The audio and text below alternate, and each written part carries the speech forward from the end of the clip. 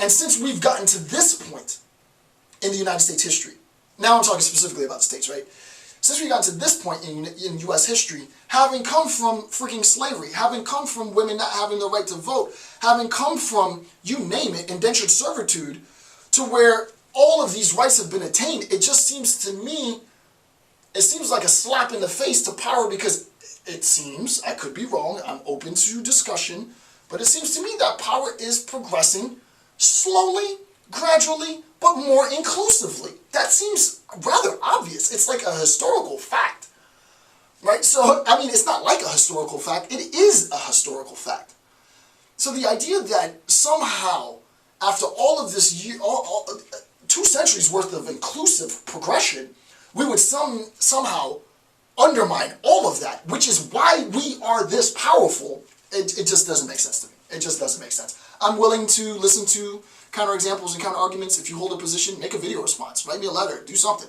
And I'm not being facetious here, I just literally don't understand the position. I don't understand the position. I wouldn't undermine the power that I got. The things that I did to get to this point are the things that I'm going to continue to do. I'm going to try and improve on what I'm doing, but I'm not really going to change much. I'm just going to I'm going to tweak it a little bit to maintain what I got.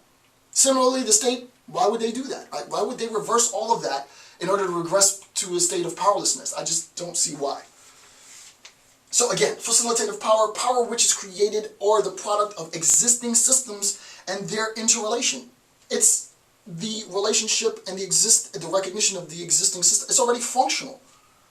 Because of the interrelation of various systems, the systems themselves create the condition for power. This is called a nexus, right? This is called a nexus.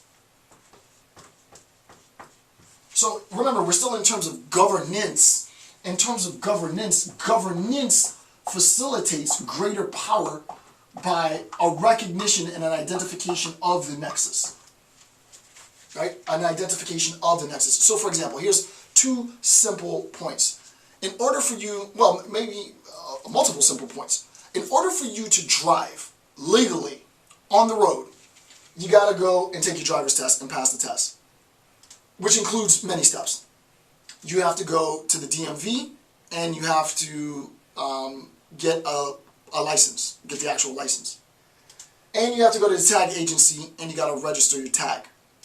The interrelation of these points, each point called a nodal point, but the interrelation of these points creates the condition, the sufficiency, and this is deep, right? The sufficiency for your ability to drive on the road legally is the combination of these factors, all of which are themselves conditioned by the state. The state says, and I mean the state in terms of the nation, but even though I recognize this is more state-based, right? But the state says, and I don't know if I'm going to do federal sort of demarcation, I don't want to get into all that, but the idea is the state generally defined says, here's what you need to do, here are the conditions you need to satisfy in order to do X justly, legally. And it recognizes a demarcation in function. There's a demarcation between what they do at the tag agency and what they do at the DMV. But you need both conditions to be met. Going to the tag agency and getting your tag, going to the DMV and getting your DMV stuff, in order to be able to drive legally. So that there is a framework, but all of that is interrelated into blah, blah, blah, blah, blah. So there's an enormous systemic structure that already exists and is already functional, which allows individual citizens the possibility of operating within the system, living within the system, right? And living meaningfully, hopefully, within the system. So, creates the condition for power. Explain the interrelation of the system that grants purchasing power. Oh, well, I'm not going to talk about purchasing power. I just gave you the example of the DMV. Purchasing power is exactly the same thing. The idea is, there's a phrase that says purchasing power, and it's not necessarily how much money you have, per se, as much as it is how much disposable, discretionary, well, I don't want to get into all of that, but disposable, we'll just use the word disposable.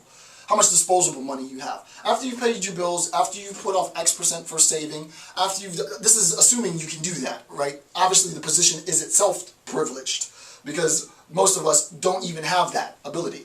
But after you've appropriated your money, and you've done all the responsible stuff, whatever money you have left over is purchasing power, right?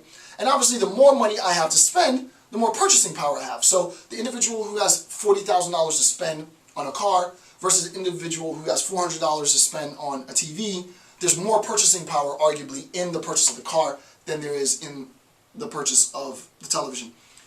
This ability to buy, sell more, what have you, is itself a recognition of the function that money has in the system, right? There is a certain function money has. What does money have? This is obvious, and this should be boring, and I'm going to actually move on because it's actually too obvious. But it doesn't need to be that ghetto.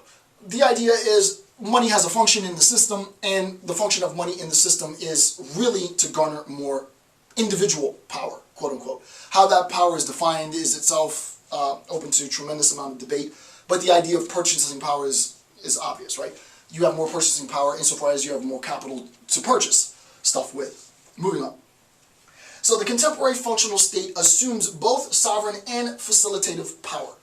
States now assume both. There's a sovereignty insofar as the nature of the condition, not the nature, but the condition for power is itself a recognition of the obligation to protect, to defend those that it controls. But it is also a recognition of the systems it needs to create in order to provide services to the population and to protect the population, right? So there's a good, and there's also economic growth. So there's the bifurcation, I would say, and I don't want to get into this too much, but I think the bifurcation between the real understanding of liberal democracy or liberal ideology and the real understanding of sort of fiscal conservatism, fiscal conservatism pertains to, it depends on how you define this, but pertains to a distinction that within society there are at least two different roles. There's a role of social services, and we have to have social services in order to care for society, because it is an obligation. The obligation is one of care. But also the recognition that private industry needs to be able to thrive within society, because private industry creates literally the new means. And this is true. I believe with conservatives 100% on this point, which is, other liberals will be like, I can't believe you. But I do believe them wholeheartedly on this point. Private industry is the real means for creating that standard of living that we all want. Granted, you can get a standard of living from getting a paycheck from Uncle Sam, but the truth of the argument is, and I don't want to digress much more than that, that money really reduces back to taxpayer dollars, right? That's just a fact. So if you want to really have an independently, and I mean independent to government subsidization, taxpayer subsidization, independent in that way, if you want to have an independent economic existence, that economic existence socially recognized has to emerge from private industry. But I think there's been too much back and forth on that point, because there is a sense in which government can facilitate private industry and private industry can be regulated by government, but for some reason that just escapes everybody for the most part. So now back to security. Since security institutions facilitative, which is facilitative aspect, in general, and intelligence in particular, have such a peculiar relationship with political power. That is a fragment as hell. The contemporary functional state assumes both, so it's one sentence. I shouldn't have moved the period. The contemporary functional state assumes both sovereign and facilitative power, quote, since security institutions in general and intelligence in particular have such a peculiar relationship with political power, period. Very technical sentence. That's a direct quote, this one sentence I just read. What in the hell does that mean? Let me explain it. Think of the state as having two functions: sovereign and facilitative. These are functions, right? They are mechanisms. When you think function, think gears, right? These are functions of the state. What is the function of sovereignty? The function of sovereignty is, there's many ways of arguing this. I'm going to say, for the purpose of pedagogy, protection. That can be debated, but the function of sovereignty is to protect the people, protect the armed forces, protect the people. The function of the state. Facilitative aspects of the state are the mechanisms in which the network, I just erased it, but the social nexus of services that afford members in the population the ability to sort of interact with the state. It becomes the bureaucracy, right? The bureaucratization of fill in the blank. The bureaucratization of X, Y, Z. It doesn't really matter. The bureaucratization of really of everything and anything, right? Bureaucracy is the way in which you interact with the state. You want to, I just voted for the first time. I wanted to vote. Okay, well, first thing that you got to do is you got to go to here and register here.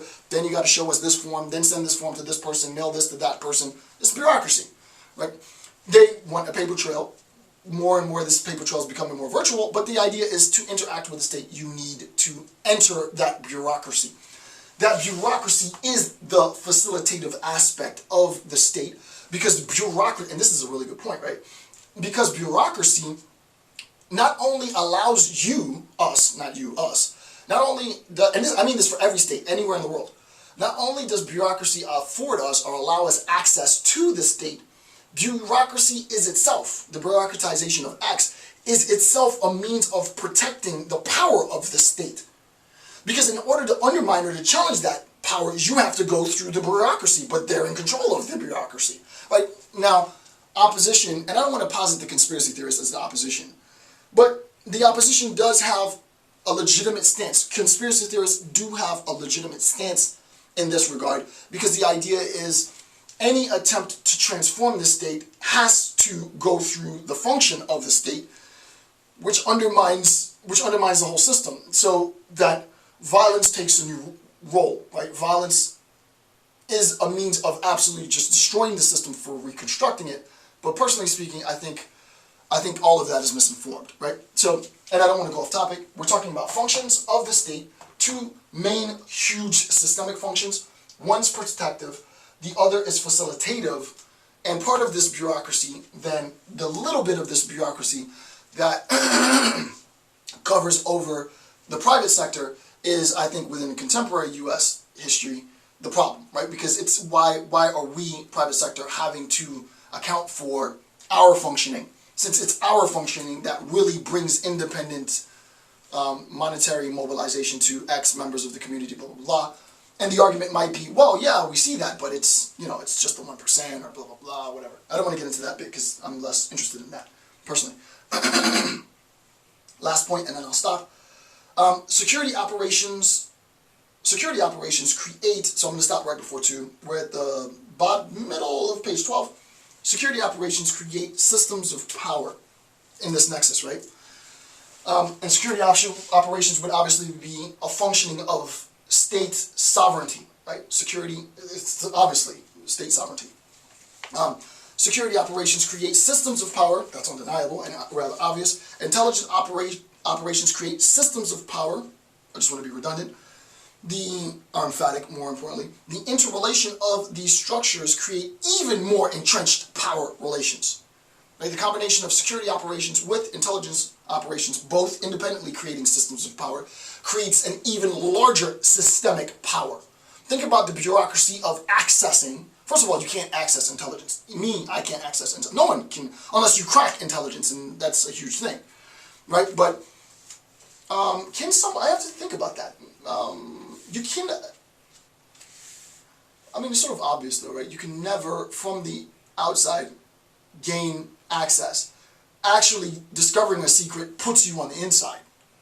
Right? So the clandestine nature of the intelligence community as such means that if you do expose secrets, the only way in which secrets were exposed is always from the inside out. It's never from the outside in. Because even if you're not part of the intelligence community and you come from the outside, the fact that you were able to gain access means that you are now inside. It's always inside out. It's never outside in. Any outside in sort of the exposure of secrets is it's more colloquial rather than really theoretical. Theoretically speaking, it's one directional. And I would defend that, yeah, it has to be. Because if it is the case that it really was top secret and it was exposed, there's no theoretical way to expose it from the outside in. From the outside in. The fact that I was able to retrieve that information put me into the system of power. So the only way that information is ever leaked is only ever from the inside out. Which is why it's so awesome for me, because I'm not inside. I can give them tools to see what's going on the inside, right? So, yeah, I like that. So the interrelation of these structures create even more entrenched power relations, and the political is the manifestation of power via social contract, etc. Rather exhausting. With that, I'm going to end here. That covers everything. I will continue with number 2, process, at the bottom of page 12. I want to thank you for taking the time to watch my videos. I'm Dr. Jason J. Campbell. Have a good day.